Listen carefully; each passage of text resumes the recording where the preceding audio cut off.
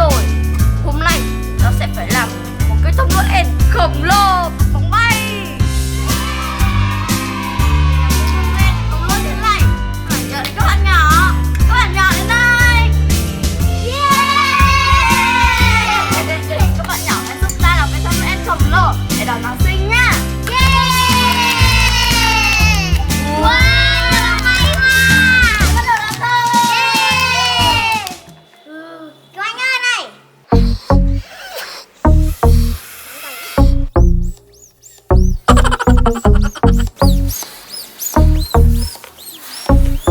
Bây giờ chúng ta sẽ cố định quả bóng vào đây nhá.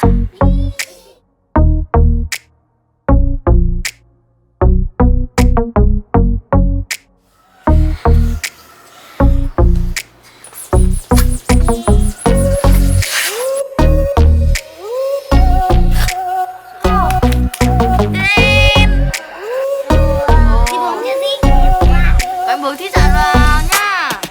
Chúng ta sẽ tiếp tục cố định quả bóng.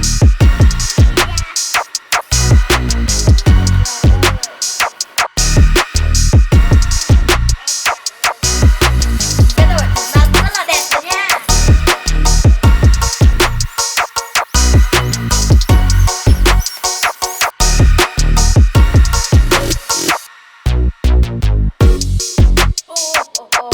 Chúng ta đã sắp hoàn thành xong cây thông rồi. Vậy là chúng ta làm xong thân cây thông rồi. Và bây giờ chúng ta sẽ trang trí.